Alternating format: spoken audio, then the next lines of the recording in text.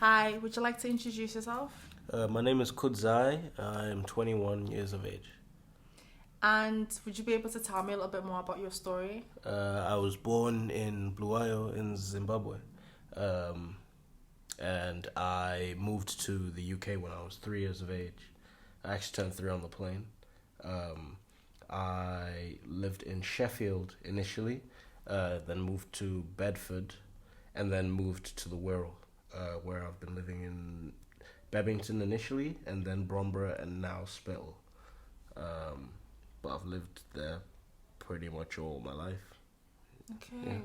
And do you mind running me through how long you were in those three areas within the rural?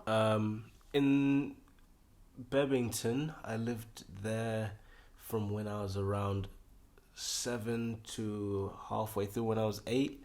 When I turned 8 or halfway from when I was 8, we moved to Bromborough, and I lived there until I was 21. Um, and then this year, uh, about 2 months ago, I moved to my own place in Spittal now, where I'm living here. Okay. And what's it like living in Spittal? It's nice. It's a really not posh, but it's a very quiet area, uh, and again, like in comparison to like most other places in the world, it's quite calm and relaxed. So it's a really nice area to live in, especially because I'm looking at places now where I want to move because I'm living with my girlfriend. So I want to be able to like own my own house somewhere like nice, and I want it to be an area like this. So it's good to experience it firsthand. Nice. And would you say, do you feel like there's a culture, or is there a culture difference from those three spaces that you've lived in? Not really, um, only because there's not much culture in all three of those areas. There's well, for me anyway, because there's not many black people that I've lived with or lived around um, throughout my life. From when I was in school, around year 8 or 9 is when I started actually hanging around with my black friends instead of just hanging around with the white guys and the white girls and everybody else basically. But there was not many black people in the school, so you wouldn't really hang around with many because you wouldn't see them.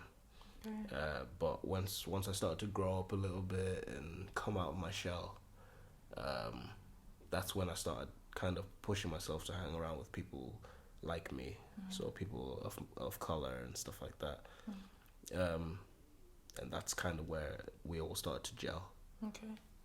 And like, what made you feel like you had to find people that were like you? When you say like black people, what made you feel like that was something that you had to do? Well, I wasn't in touch with my culture. Like I didn't. I obviously I knew I was from Zimbabwe, but I knew nothing about Zimbabwe, and I realized at a point when people would ask me questions that like, "Oh, what's Zimbabwe like?" and blah blah blah, I wouldn't know what to answer, and I started to realize that's not really right. I should be able to speak about my own country or where I'm from. So I thought, let me start pushing myself to hang around with people who are more like me. Um, so yeah, it just became one of those situations where I said, "Hey, I need to push myself to learn," and now I've learned. Okay. And did you find that there was a Zimbabwean culture within the rural, or where you were based at the time? Somewhat. There were a few Zimbabweans here and there, so for me to hang around with those Zimbabweans, I'd have to travel and stuff like that, which is a bit long.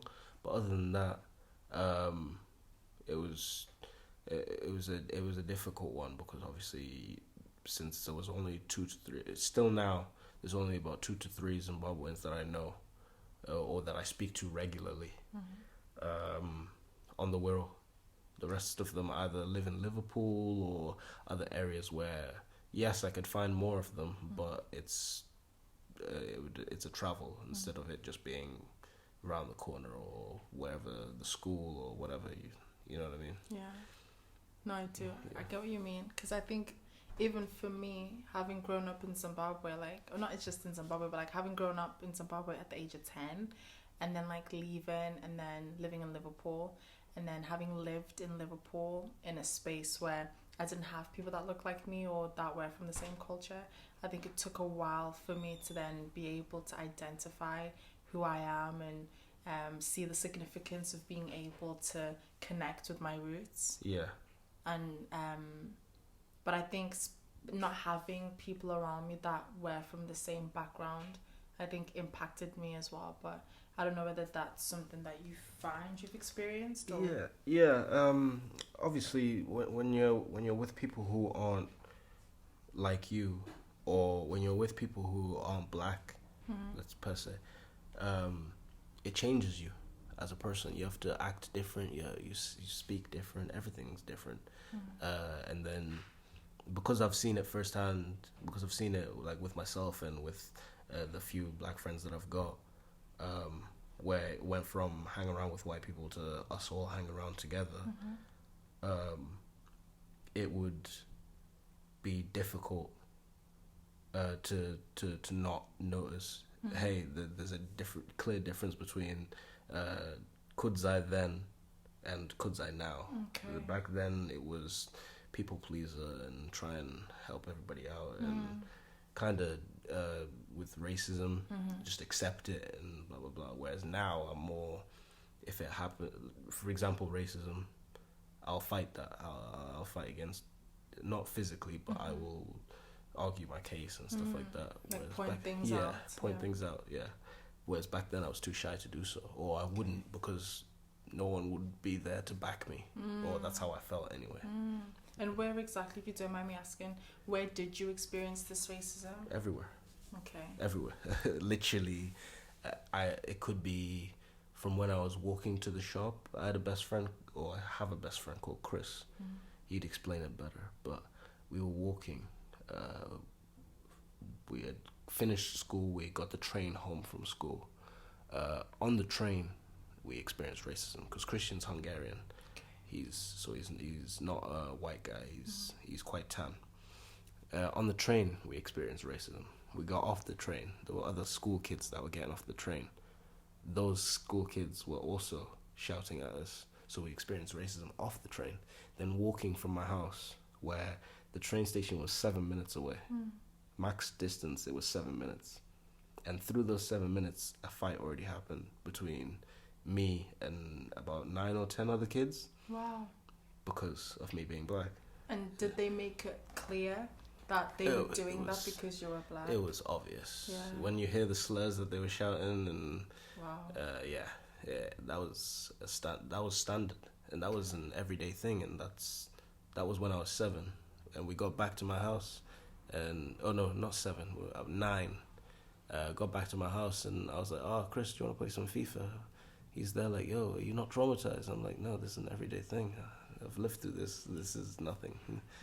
So I ain't even stressed. So it was an everyday thing. Going to the shop, experience it. Getting on the bus, experience it. Even if it was other things like an old man looking at you dirty or spitting on the ground near you and hoping that he would hit you, and you can tell that from his expression that that's exactly what he was planning to do. You just know. Yeah, wow. I think as you're speaking, like, memories are coming back, I think also from my childhood, because I grew up in different areas in Liverpool. I didn't grow up in the Wirral, so my lived experience is a little bit more different. But I lived in Anfield, and our house used to get broken into, and like kids would like stuff like letter boxes would like go home, or takeaway boxes, or our house would constantly get broken into, and we had people constantly shout niggers, you packy this, you nigger this, and I think it was very difficult. So people would pretend to have guns, when like, let's say, like, they'll mimic a drive-by, and then they'll shout niggers, and then pretend to like have a gun. And I think I remember as a child, it's almost like you've got to have this tough skin, because you're in a space where there's no one else that's like you. Yeah, exactly. So you've got to be constantly guarded. So sometimes I do relate to what you're saying, where you're not able to stand up for yourself, because at times it's almost like you've got to let racism or that trauma happen. If it didn't, you'd get it worse. Yeah, if you don't then let that happen, it's almost like you're putting yourself in a worse off position by defending yourself almost. Whereas now when we're older, we can kind of combat that, and we know what to say and what to do, or when to pipe up and when to like kind of just let whoever say what they want to say. Because now, especially because now I'm a God-fearing man, now I know, okay, this isn't the right time to argue with this guy, because this guy doesn't fear God himself. So why would he listen to anything that I'm saying? Whereas there's other people, when you see them and you realize, oh, okay, this person's not racist, they're miseducated. If they were educated right, and if they were brought up maybe in a different way, they wouldn't be treating me like this. So let me try and help them. And that's the only way that you can really live it if you want to progress as a person, I'd say. But do you feel like, and do you know these incidences, did they happen within the Wirral? Yeah. Which were they? All these 3 areas that you mentioned before? Yeah, every area. From when I moved into England to now. Yeah. I don't know if there's a month that I haven't experienced racism. Wow. It used to be a daily, and then it started to be weekly when I started to grow up a little bit, but I don't think there's ever a month that I've ever not experienced it. Yeah. Wow. And do you feel like, I mean, I'll ask this after, but like, how does it make you feel, do you think, living in such an environment? Like, what is that feeling? Like, see, it's kind of like anger, but not really anymore. The only thing that I'm kind of worried about is when I'm older, when I've got my kids and stuff like that. I don't want my kid coming home crying, saying, this person called me an N-word, or this person cut my hair, or this person pushed me over, or this person did this person did that. I don't want to hear that, because that's not how kids should be happy. They should be having fun and stuff like that. I don't care about me, because obviously I've gone through it now. That's fine, I can deal with it. But I don't want to still see it when I'm older, you know what I mean? And obviously that's difficult. I can't say that it won't happen, but if I can do my part to make it happen even just a bit less, then I'm happy. Okay. And wow, thank you for sharing. Yeah. Wow. It's a push. It's quite heavy, like but do you find that you feel like, I know you were speaking about Spittal and you were like, it's peaceful, it's calm. Do you find that there's a difference in comparison to these other areas? So do you think maybe in these different areas that you lived in within the Wirral, has there been a different culture? And when I say culture, maybe I mean how people live, how people think, how people operate. Is there a difference, do you find? I don't think there's a difference. I think it's the fact of, because I'm older now, and because now I don't really go out as much, since I'm going out less, I'm avoiding it more, if that makes sense. Like, the only time I'm going out is usually if I'm going to work, or like now and then to see my friends. But with this pandemic, I can't really do that all the time. So the main reason I probably haven't experienced it as much in Spittal is because I haven't been outside as much in Spittal. But that's probably just about it, because I still see the faces people make even when I'm in the shops and stuff. It's still the same faces. Wow. And would you say you're not going out, but is it because as a result of the pandemic, or is it because it's linked to the experiences that you think you might experience? No, definitely the pandemic, because I'm not, like I said, because I've gone through it, I kind of know how to deal with it now. And how do you deal with it? Just avoid it or teach people. If it's a situation where I know someone could get hurt, I'll avoid it. If it's a situation where that person could get taught better, like if it's a little kid saying it to me, I might stop them and ask them, do you know what you're saying? Why are you saying this? Blah, blah, blah. I might question them and see what their response is, because half the time it'll be, my dad taught me.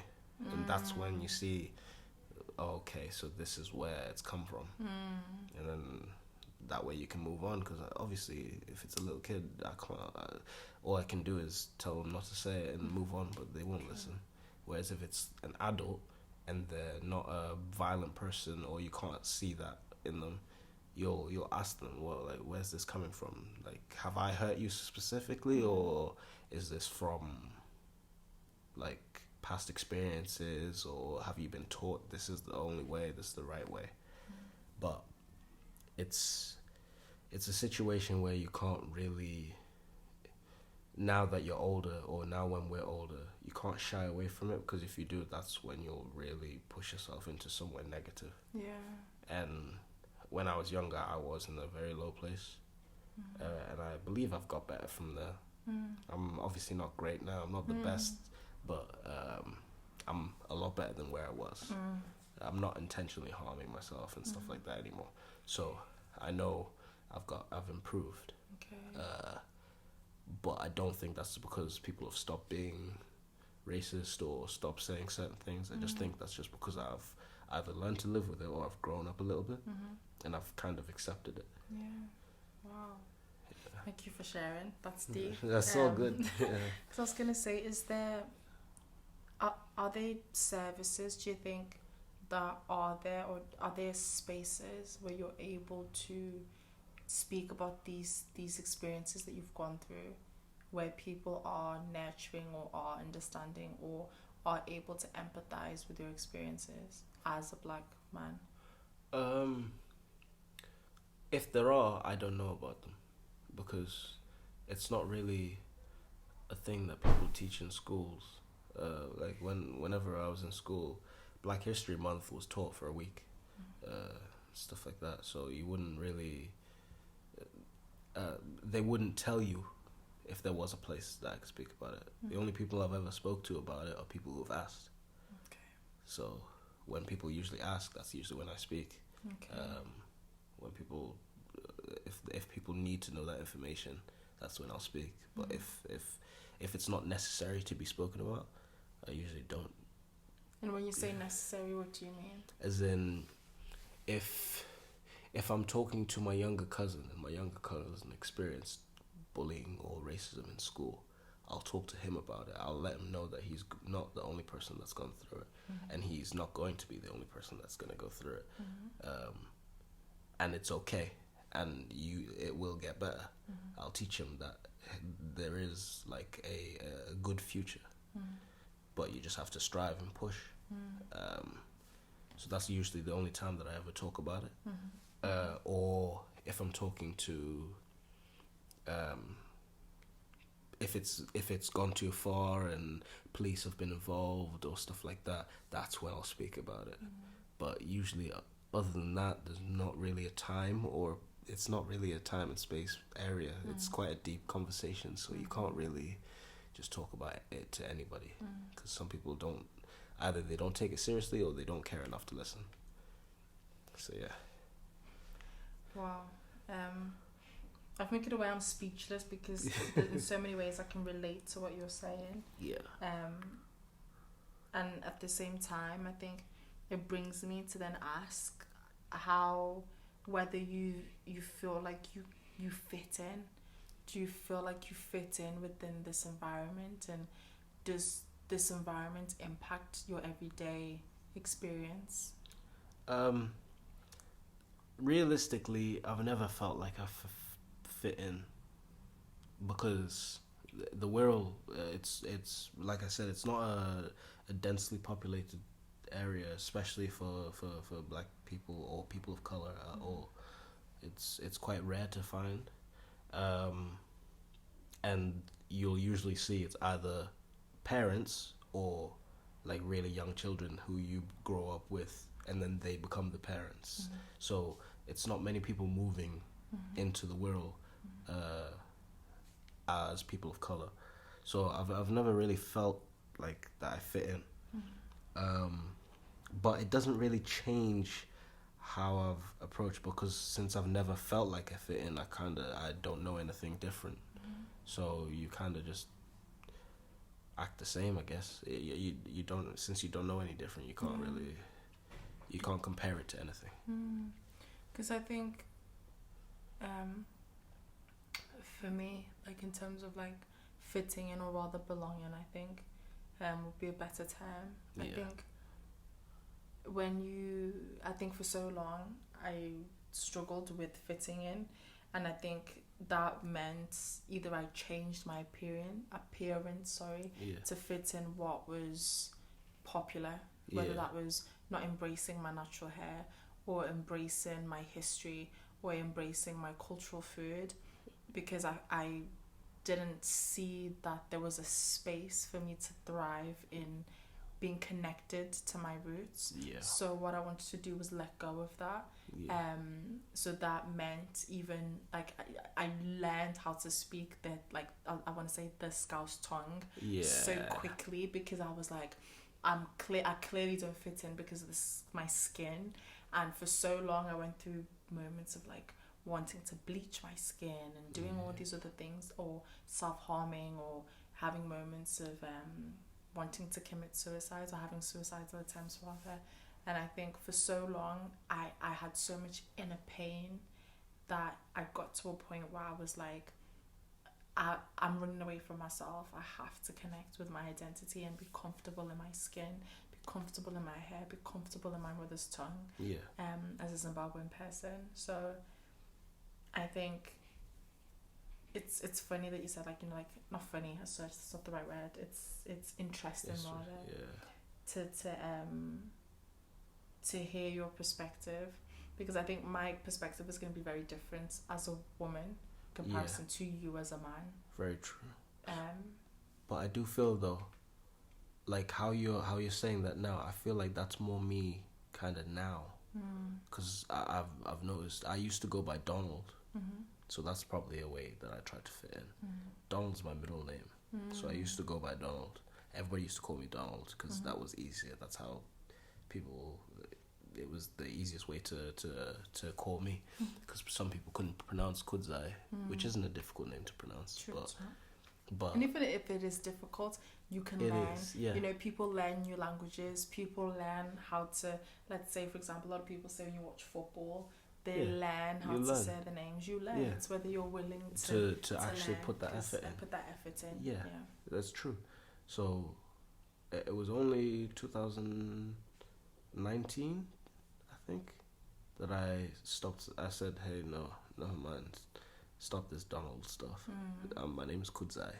I'm a Zimbabwean man. I can't speak my own language, and it's frustrating sometimes. I can understand, but the amount of times that we used to go back to Zimbabwe on holiday just to see family and stuff, and my family would say, Kudzai, can you not speak Shona? And I was like, no, I can't. I can understand everything that you're saying in Shona. I just can't speak it back, because my parents still speak Shona, but they never forced me to really learn it, because I've already gone through learning English, and then in school learning Spanish and French and all these other languages. So they never really pushed me to try and learn my language, because it was kind of not embarrassing, but it was never cool to be that different kid. It was never cool. And then once you got older, that's when it started to be, oh, this is really interesting. Oh, your hair is so pretty, blah, blah, blah. But nah, back when you were young, it wasn't all that. Yeah. It was, you're different, we don't like you because you're different. So... And people fear what they don't know. Exactly. I think, because I find that as well. Like I've gone back to learning Shona. Like I can speak, but to the level of when I got here, because it's all about consistency. So if you're constantly speaking English, you're going to advance in your English speaking abilities in comparison to your Shona speaking abilities. And I found that even with me, with my name, people be like, oh, can I call you something for short? And for so long, I allowed that to happen. I didn't realize the deep, just spiritual effect, and I think emotionally, everything that it was having on me. Because when someone takes away your name, they take away your identity, they take away your history, and they take away who you are, basically. And if we do go back to history, when it came to slavery, that's exactly what slave masters did. They took away someone's name, they stopped them from speaking their language, which meant that you are now somebody else's property. You are what they tell you are. Yeah. So you no longer remember that history and that lineage, which is so important for you understanding who you are and feeling confident in your being and your belonging. So that's that. Congratulations for doing that, because I think it's those small steps that allow you to be you and express yourself. And I think if you're living in an environment like you're saying where you do feel like you don't fit in, I think those small steps allow you to be confident in yourself. Yeah, exactly. But it's just so unfortunate that it has to happen in such a way. In a way, but it's not a choice anymore. Exactly. It's more by force. Yeah, exactly that. Yeah. So, would you say, do you feel like you, other than everything that you've experienced, do you feel like you're able to engage in things that you do enjoy doing? Like, are there things that you can, you were speaking about how you found different ways of, I would like to say healing, or found different ways of making life a little bit more bearable for you or better for you. Is there spaces where you can go to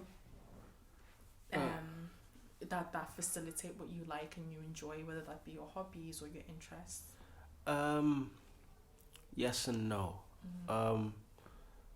No, because being Zimbabwean on the world, there's not many places that facilitate with being Zimbabwean on the world. Like, you won't find Zimbabwean food many places. I think there's only one shop where we buy hufu, which is maize meal.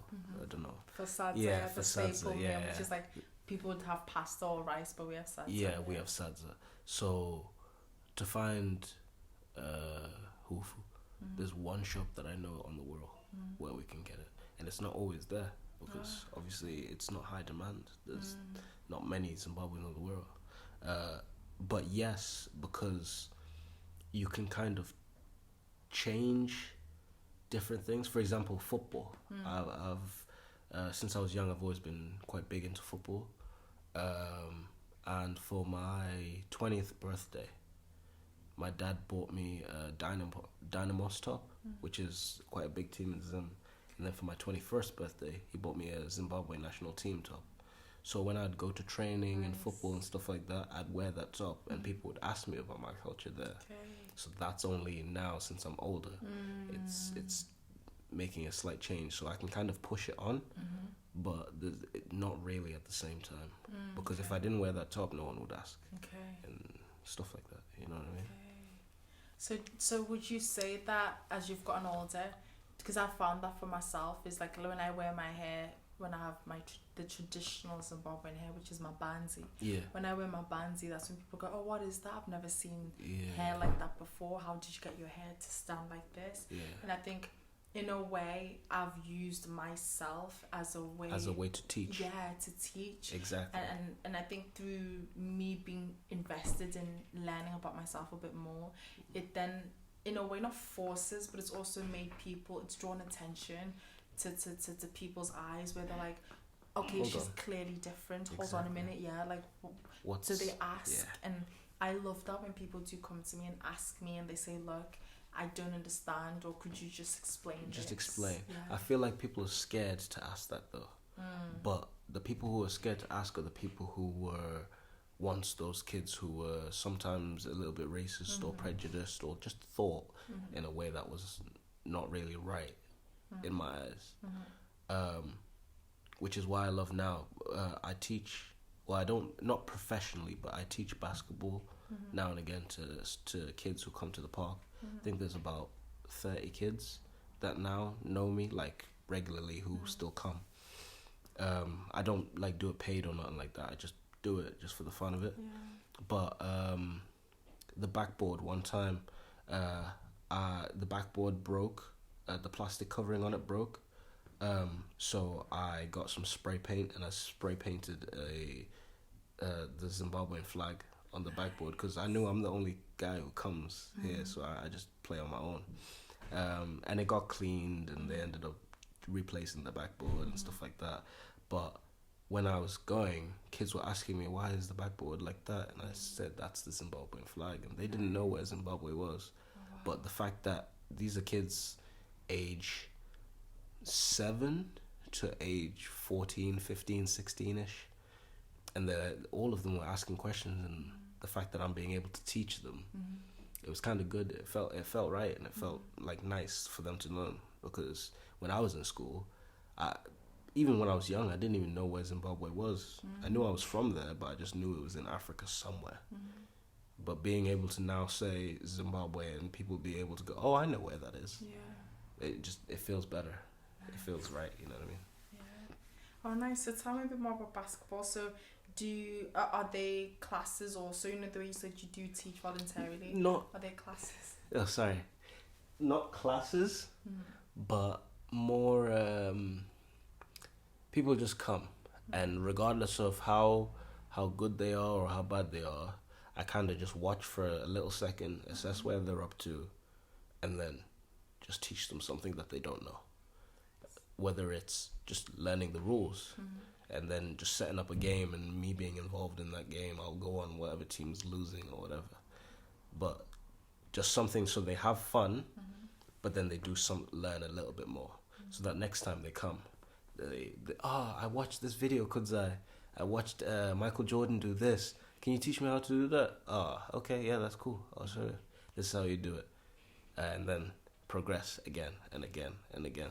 So I was doing that for a couple of months, and then only now haven't been doing it as much, but that's just because I was a little bit ill. But yeah, once you do that, it just feels good. It feels right. So I do that on weekends usually. Okay. But then summer holidays came, so I was kind of doing it near every day. Anytime I wasn't in work, or even if I was in work, if I was on like a 2 to 11 shift or so, from 11 a.m. till 1, I would do the basketball, and then go home, have a shower, get changed. From 2, I was in work till 11 p.m. and then I'd go to sleep, and the next day do the same thing. Nice. So do you feel like playing sports, is that like, would you say, your space where you can just be?